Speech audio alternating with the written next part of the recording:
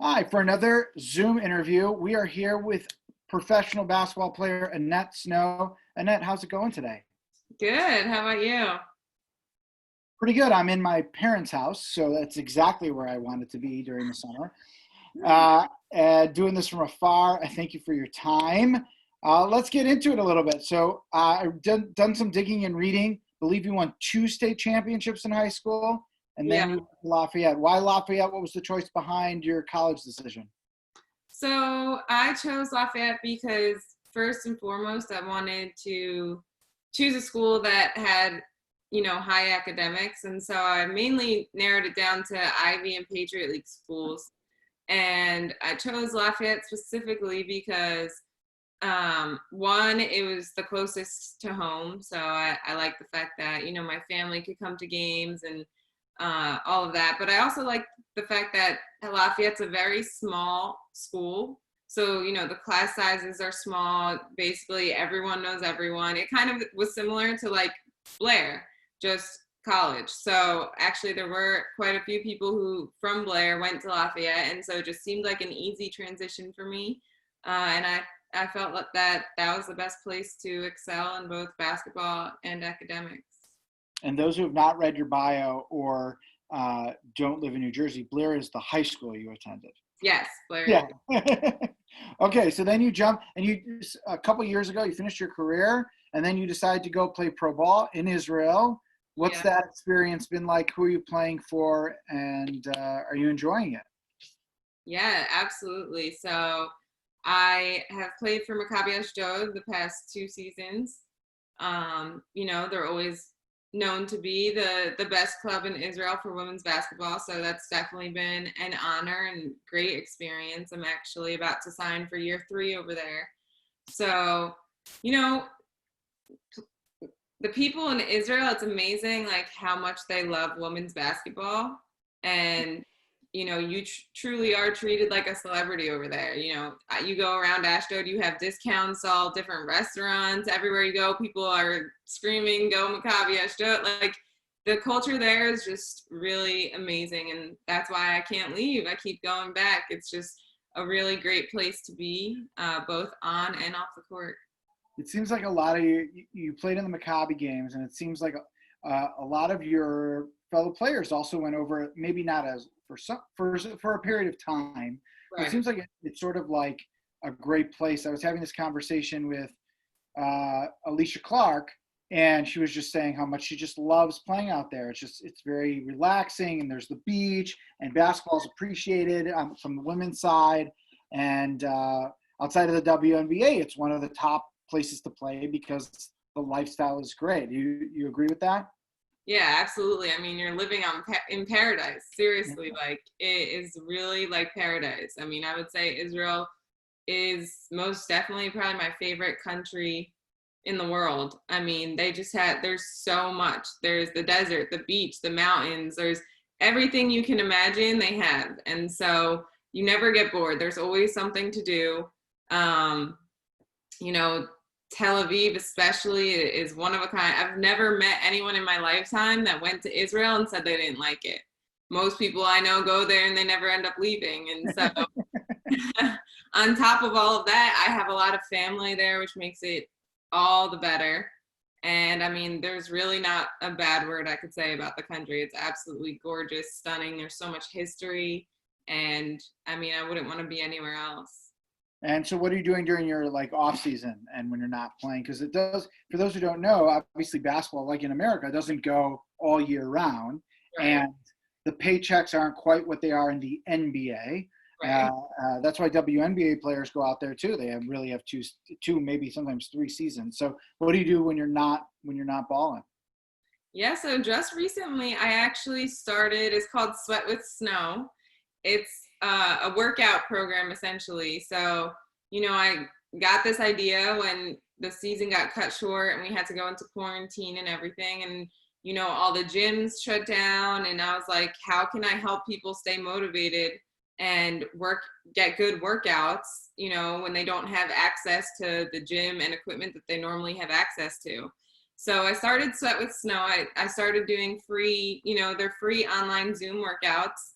and then I just grew it from there. And so now, starting in July, I'm actually doing a membership. So it's just $20 a month, and I'm going to hold 2 to 3 live classes a day. I offer personal training, which I have a few clients in that.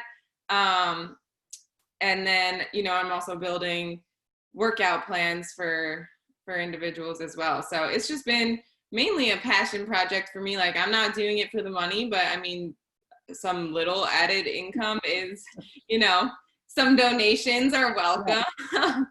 But no, I really have always had passion for health and fitness. And when I was in college, actually, I was an intern for our strength and conditioning coach. And that's really when I fell in love with the whole fitness, side of things. And so being able to help people, especially in a time like this when working out is very difficult to do, there's so many excuses, being able to provide that for people, and the feedback that I've gotten and the results that I've seen are just amazing. I feel totally fulfilled. So I'm really glad that I started that. So that's really all I've been up to. Aside from that, I have been doing some marketing things on the side. I have a background in marketing as well. So I'm just kind of getting getting all over the place, but yeah, just keeping busy. What are some advice maybe you'd have to some younger players, maybe players who are looking to play in college and maybe even go to, overseas to play? Maybe they've sort of realized the first time I have 2 daughters, and we got to meet Sue Bird when my youngest was like 3, and she dropped the ball and Sue passed it to her, and I'm like freaking out. I'm like, oh my God, this is like, she's the best, right? Or one of the 5 best. So, and I asked her, like, what advice would you have for a father who maybe is obsessed with his daughter playing in the WNBA, and she's only like 3 and maybe sitting on his lap? And her advice was like, don't give them one sport. Let them find the sport that they want. So what's some advice maybe you'd have to my daughters or to young kids out there who, really would love to play at the next level, at very least high school, college? Is there anything? Is it fitness? Is it diet? Is it just concentration? Where would that advice be? So for me personally, like you said, like what Sue said about, play all different types of sports, that's what I did. Everyone has different ideas on what it should be. Regarding different sports, I think if you want to play different sports, I think it's great because it does teach you a lot of things. Like, I played soccer and lacrosse, and I definitely, especially soccer, have used that in basketball with footwork and just, being light on your feet, all that kind of stuff, especially when you're younger, is amazing. Because also soccer, you start when you're like 3 years old, whereas basketball usually isn't until you're a little bit older. So, I personally agree with that, but if they have a desire to. If not, I mean, I would say, hard work, you can never go wrong when you're working hard. Like, it doesn't matter how gifted you are athletically. Like, if you put the work in, you'll get there. And obviously you have to have the passion for it yourself. So, if other people are trying to push you to do this or do that, like, that's never going to work. And that, reflects into every part of life. Like, whether it's your job, career, what school you go to, all of that. Like, you need to find out what's good for you. And then once you have that passion within yourself, then, no one can stop you. So. All right. One last question, because this has come up a lot, is that there's so much attention, both males and females, basketball now in Israel. Of course, they're perennially in at least the Maccabi Tel Aviv is in the Euro Championships, and we're about to see another Israeli get drafted, probably top 5, certainly top 10 pick. And also, like, Amari Stoudemire has brought a ton of attention to Israeli basketball.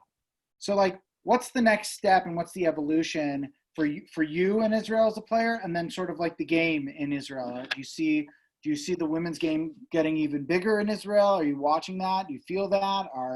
And what's your next step in besides signing a contract? You hope this is you playing basketball for 10 more years, or are you looking to exit in some sort of fashion? So I kind of face that battle every day. Like, every year I say, this is my last year. I need to focus on, my long-term career, because obviously no one can play forever. And like you said, like, we don't make what NBA players make. Right. So you can't just retire and be retired. Like, you're going to have to start another job. And so I face that battle every day. Like I never can decide when or what I want to do after this. But what I do know is, I'm taking it year by year, like I said. So I am going to go back this year, and if there's a season at least. But, to answer your question about the future of basketball in Israel, obviously right now it's a little bit hard to sell because of Corona and everything that's been happening. And that's worldwide here too, obviously. So that puts a little hamper on some things. But I mean, Israeli basketball, like you said, like is one of the top countries in the world for women's basketball. And so, every year you have at least 5, probably more WNBA players in the league. And so as long as they're able to, keep the money there that they can attract those types of caliber players, I think it can only grow and continue to get better. Because I mean, the interest is there. Like people ask like, oh, who are the fans at the games? Is it families? And it's like, no, like maybe there's a family there, but honestly, it's like true fans. And that's what I found was really amazing to see when I went over to Israel. And so, so yeah, I hope to see it continue to grow for both men and women. Men it's also a great league. But yeah, especially for women, I think that it does have potential to keep growing, especially because, like I said, the country itself is a big enough attraction. Agreed. All right. Well, stay healthy, stay safe. Good luck with the new company. $20 a month, folks. $20 a month. Yes. All right. All right. Thank you. Yes. Thanks so much. Have a good one.